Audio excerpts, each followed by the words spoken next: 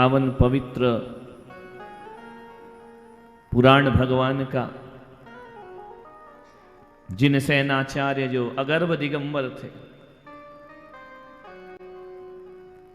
जिन्होंने कभी अपने जीवन में वस्त्र ही धारण नहीं किए, 5-7 साल की उम्र तक पहले बच्चे नग्न घूमा करते थे। गुरु आते हैं, जिनसेन की योग्यता को देखते हैं और अपने साथ लेकर के चले जाते हैं।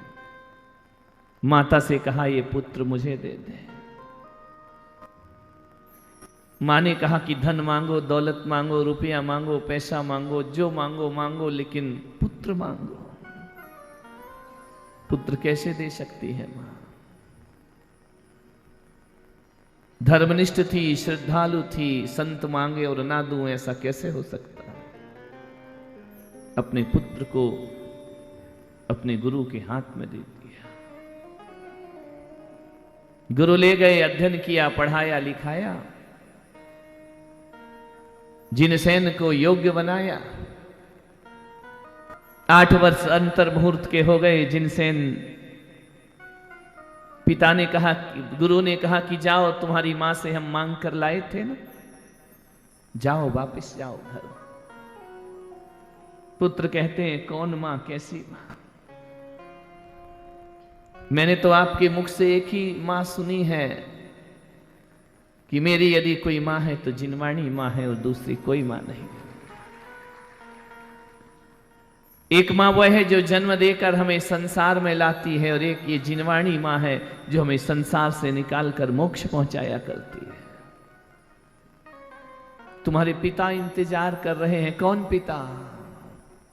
अरिहंत पिताजी मेरे, जिनवाणी माता मेरी। वापिस नहीं जाऊंगा। अध्ययन कर लिया आगम का, शास्त्रों का, पुराणों का, ग्रंथों का, अब घर वापिस नहीं जाऊंगा। तुम्हारे जैसे थोड़ी कि रोज कथा सुनो, रोज घर जाओ। वो बाहर जाके लापसी देखो और चना देखो कहां रखा। उन्होंने कहा, नहीं, अब वापिस नहीं, अब अमृत पान कर लिया है, आगम निगम हमारे अंतस में आ गए हैं, अब हमें कहीं नहीं जाना। और 8 साल अंतर मुहूर्त का बालक दिगंबर दीक्षा को धारण कर लिया करता। जैन शासन में एकमात्र ऐसे आचार्य जिन्होंने कभी वस्त्र धारण नहीं किए, कभी कपड़े नहीं पहने। मुनि के साथ गए तो वहां कपड़े थोड़ी मिलेंगे। जैसे मुनि महाराज वैसे इस चेले महाराज।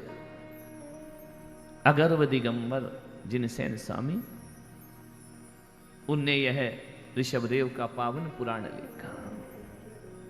ये जो भी शब्द, जो भी वाणी मैं दे रहा हूं, मेरे अपने नहीं हैं। ये भाव जो है, ये जिनसेन महाराज के भाव हैं। उनके द्वारा लिखित है आदिनाथ पुराण, महापुराण, ऋषभ कथा बनके तुम्हारे समक्ष आया है। सिद्धांत उनके हैं, भाषा मेरी अपनी हो सकती है। उदाहरण उनके हैं, शैली मेरी अपनी हो सकती है। लय छंद उनके हैं, आवाज मेरी अपनी हो सकती है। ऐसे अगर्भ दिगंबर आचार्य जिनसेन स्वामी। आदि पुराण को पढ़ोगे, इतना श्रृंगार रस का वर्णन किया है। जब इस ग्रंथ को राजा ने पढ़ा तो राजा ने कहा, ऐसे कैसे हो सकता है? तुम कहते हो कि जिनसेन ब्रह्मचारी है, लेकिन इतने कामुक चीजें कैसे लिख सकता है? इतना श्रृंगार रस इस तरह से लिखा है कि जिसे मैं सामान्य सभा में बोल नहीं सकता। मरुदेवी की नख से सिख तक एक एक अंग का वर्णन किया है। राजा ने कहा कि तुम ब्रह्मचारी नहीं हो सकते हो। राज दरबार में जिनसेन स्वामी को प्रस्तुत किया कि जो तुमने लिखा है उसे पढ़ के सुना सकते हो। जिनसेन ने कहा, क्या है, लिख सकता हूं तो पढ़ भी सकता हूं, लेकिन हमने तो सुना है कि तुम ब्रह्मचारी हो, तुम इतना वर्णन कैसे कर सकते हो? हमें विश्वास नहीं होता है। राजा ने कहा कि जो तुमने श्रृंगार रस का वर्णन किया है ना, क्या दरबार में सुना सकते हो? सुना सकता हूं, आओ दरबार में। जैसे ही दरबार में आए, श्रृंगार रस का वर्णन करो जिनसेन, महाकवि जिनसेन। जिनसेन ने कहा कि राजन, तुम जिस पर संदेह कर रहे हो ना, मैं उस दिगंबर परंपरा में जीने वाला, महावीर की परंपरा में जीने वाला संत हूं। मुझे पता है कि तुमने मुझे राजसभा में क्यों बुलाया है, लेकिन आज ये जिनसेन आपसे कहता है कि मैं नग्न दिगंबर हूं और श्रृंगार रस का वर्णन खड़े होकर तुम्हारी सभा में करूंगा, बैठकर नहीं करूंगा, वासनाओं को दबाऊंगा नहीं, खड़े होकर श्रृंगार रस का वर्णन करूंगा। जैसे ही श्रृंगार रस का जिनसेन स्वामी ने राजसभा में वर्णन किया, मालूम है कामुक हो गए लोग सुनकर के, वासना झूमने लगी उनके सामने आकर के, डूब गए स्त्रियों के अंगोपांग में। जिनसेन निर्विकार खड़ा है, वह दिगंबर संत हुआ करता।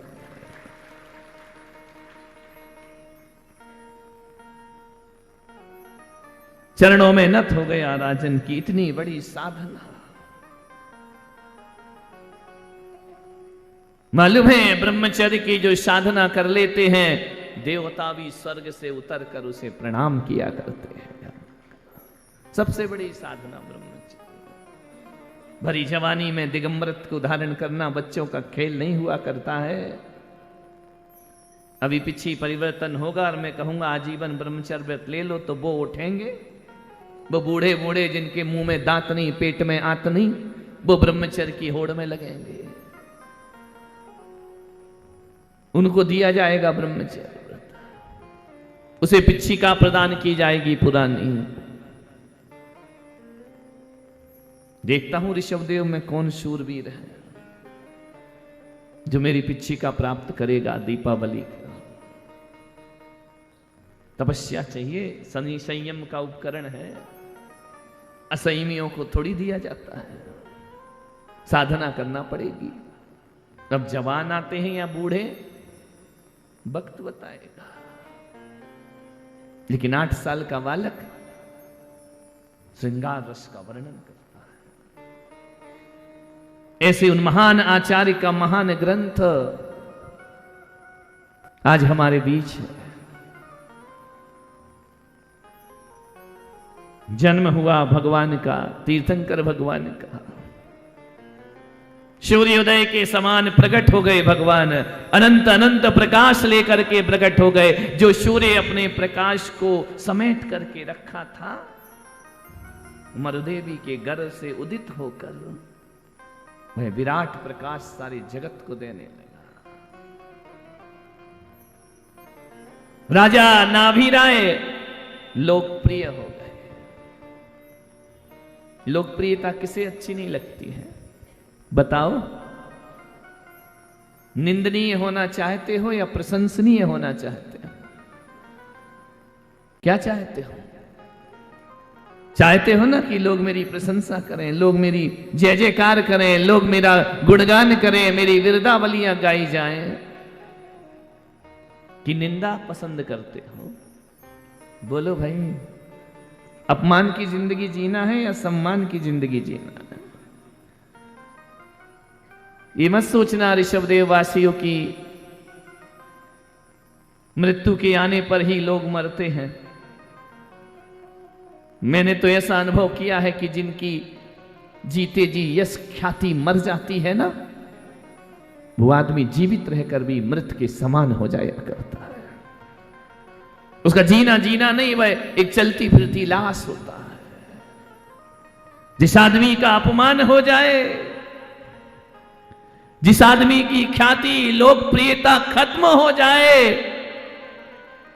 जिसे सारे जगत ने लोकप्रिय बनाया हो और उसकी लोकप्रियता नष्ट हो जाए ना, उसका दिन, उसके समय ऐसे बीतते हैं कि जैसे मृत्यु दंड प्राप्त हो गया। लोकप्रियता कभी मत खोना, लोकप्रिय बनो। आपका भी नाम आए संत की जुबान पर, आपका भी नाम आना चाहिए लोगों की जुबान पर, लोगों के ओठों पर। अभी लड़ते मरते हो ना, अखबार में मेरा नाम आया कि नहीं, कौन जानता है तुमको, कौन जानता है? मेरा नाम नहीं छपा। पागल, अपना नाम पढ़ के तू ही खुश होगा, पढ़ने वाले तो जानते भी नहीं कि ये कौन है। एक जगह बड़े बड़े होर्डिंग्स लगाए जा रहे थे। एक व्यक्ति ने कहा कि महाराज आपका नाम क्या लिखूं? मैंने कहा किसी भी होर्डिंग पर मेरा नाम नहीं लिखना, नाम पढ़ के लोग मुझे जाने तो क्या खाक जाने, चेहरा देखकर लोग जान जाए तो अपनी पहचान हुआ करती है। नाम पढ़ करके तो कोई मूर्ख भी समझ में जाता है किस नाम के लिए जा रहे हैं। एक जगह मैंने क्या देखा कि मंदिर में किसी ने एक पंखा दान किया, हर पंखुड़ी पे नाम, जिंदा तो छोड़ो मुर्दे का भी नाम, मर गए पुरखे, उनके स्मृति में धरती की 400 रुपए का पंखा, खानदान भर के नाम। मैंने कहा इसमें 2-4 पंखुड़ी और जोड़ दे ताकि जो भी पैदा नहीं हुए उनके भी नाम लिख दे। विचार करना है, जैसे वो पंखा लटका है ना वैसा उल्टा लटका रहेगा जिंदगी भर, ध्यान रखना। और जैसे जैसे पंखा घूमेगा तू भी संसार में घूमता फिरेगा, ध्यान रहे। कौन जानता है तुम्हारे नाम को, कौन जानता है? कूप मंडूक अपने कुएं में सम्राट बन गया मेंढक, समुद्र तो देखा ही नहीं उसने। लोकप्रियता किसे कहते हैं? अपने घर में बने रहो, दूसरा पड़ोसी तुमको इज्जत नहीं देता है, पड़ोसी तो छोड़ो। हकीकत तो ये बात है कि हमारी औलाद भी हमारा सम्मान नहीं करती है। दुनिया की नजरों में सम्मान लूटा और अपने बच्चों की नजरों में बेइज्जत होते रहे, ये लोकप्रियता है। ध्यान रखना, लोकप्रियता अर्जित करना है तो लोकप्रिय काम भी करना पड़ते हैं। लोकप्रियता कैसे मिलती है? किसी पद पे बैठ के लोकप्रियता नहीं मिलती है, किसी कुर्सी पर बैठ करके लोकप्रियता नहीं मिल जाती है। मान्य चालबाजियों से लोकप्रियता नहीं मिलती है, गलत कामों से लोकप्रियता नहीं मिलती है। लोकप्रियता मिलती है चरित्र से, व्यवहार से। एक बात बताओ ऋषभदेव वासियों, तुम्हारे घर कोई व्यक्ति आता है, तुम्हारे महंगे मकान को देखता है, फर्नीचर को देखता है, तुम्हारी बिल्डिंग को देखता है, तुम्हारे आभूषणों को देखता है, तुमने अपनी डाइनिंग टेबल पे जो 10-10, 20-20 नाश्ते की प्लेट लगा रखी है वही भी वो देखता है, उसको पान भी करता है, उसे खाता भी है। लेकिन एक बात बताओ, यदि तुमने उससे प्यार से नहीं बोला, सम्मान से नहीं बोला, उसका बहुमान नहीं किया, तो बताओ वो जाने के बाद तुम्हारे ये सब चीजें याद रखता है या तुम्हारा व्यवहार याद रखता है? एक बात आपसे पूछता, क्या याद रखता है? व्यवहार क्यों बोला कैसे? एक बात तो बताओ, क्या आप दोबारा उसके घर जाना चाहोगे? घर जाने के बाद कोई पूछता भी ना हो, ये भी ना कहे कि आइए बैठिए पानी पीजिए, एक गिलास पानी भी ना दे, तो उसके घर जाना पसंद करोगे? तुम्हारा मन करेगा उसके घर हम जाएं? नहीं करेगा ना। और एक किसी गरीब की झोपड़ी में जाओ, उसके पास महंगा महंगा क्रॉकरीज नहीं है, उसके पास महंगे महंगे खाने के सामान नहीं है, उसके पास बहुत सुंदर डाइनिंग टेबल नहीं है, लेकिन जब बोलता है ना तो मुंह से अमृत झरा करता है, आओ भगत करता है, जय जयकार करता है, स्वागत करता है, भाव विभल हो जाता है। उसकी गरीबी की झोपड़ी से निकलने के बाद आप उसकी झोपड़ी याद रखेंगे या उसका बोलना याद रखेंगे? बोलिए, बोलना याद रखोगे ना तो दुनिया क्या धन दौलत से लोकप्रिय बनता है आदमी या अपने व्यवहार से लोकप्रिय बनता है आदमी? याद रखिए, महाराजा नाभिराय महान पिता, महान पिता के यहां महान पुत्र का जन्म हुआ है। कभी कभी ऐसा होता है कि पिता निकृष्ट होता है, पुत्र महान हो जाता है। कभी कभी ऐसा भी होता है कि महान पिता के निकृष्ट औलाद पैदा हो जाती है। नाभिराय के घर में ऐसा नहीं था, पिता भी महान और पुत्र भी महान। ऋषभदेव केवल अपने महान पिता के महान पुत्र ही नहीं थे, बल्कि महान पुत्रों के महान पिता भी थे। नाभिराय अपने आप में महान है, ऋषभदेव अपने आप में महान है, और जो भरत जी महाराज हैं वो अपने आप में महान है। बाहुबली अपने आप में महान है। कैसा परिवार, हर महान पद उनके ही घर में, उनके ही परिवार में।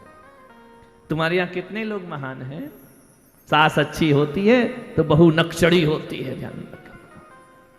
पिता का व्यवहार अच्छा होता है तो औलाद अपने बाप का नाम डबो दिया करती है, ध्यान रखना। कितने लोग महान हैं तुम्हारे घर में? और यदि महान है तो उनको लोकप्रियता क्यों नहीं मिल रही है? ओछी लोकप्रियता से कुछ नहीं होता मेरे भाई, हल्की लोकप्रियता से कुछ नहीं होता है। ऐसा जीवन बनाओ अपना। ऋषभदेव भगवान का आदेश है इस कथा के माध्यम से कि कहीं से तुम चले जाओ उठकर तो वो स्थान लोगों को सूना सूना लगना चाहिए, कमी महसूस होना चाहिए कि एक ऐसा व्यक्ति हमारे बीच से चला गया जिसके कारण जाने के बाद पूरी समाज को बहुत बड़ी क्षति पहुंच गई है। हाँ, वो सुनने मिलेगा, मर जाओगे तो वो लिखा रखा है अपने यहां, तो जो भी मरे बड़ी क्षति हुई, खाक क्षति हुई। 2 रुपए तो समाज को देता नहीं था, किसी का हेल्प तो करता नहीं था, सहायता तो करता नहीं था, मंदिर में मन लगता नहीं था, मुनियों को आहार देता नहीं था। तेरे जाने से बड़ी क्षति हो गई, खाक क्षति हो गई, धरती का बोझ था उठ गया, अच्छा हुआ इस धरती से। ऐसे पापियों को तो उठ ही जाना चाहिए, ध्यान रखना। इन पे काय का शोक मनाना, ध्यान रखो। नहीं, महान लोग। मालूम है जब हम तुम्हारे इस शहर से दिवाली बाद चले जाएंगे, गुरुकुल कैसा लगेगा? सुना सुना लगेगा, लगेगा कुछ खो दिया, लगेगा कुछ चला गया यहां से। जब हम जाएंगे तो आप रोओगे या हम रोएंगे? नहीं, हमारे कहने से तो बिल्कुल मत रोना, ध्यान रखिए। तुम्हारे जाने के बाद अश्रु भराना चाहिए, तुम्हारे जाने के बाद वो स्थान खाली लगना चाहिए, तुम्हारे जाने के बाद वो शहर वो गांव वीराना हो जाना चाहिए। तो समझना हमने लोकप्रियता अर्जित की है।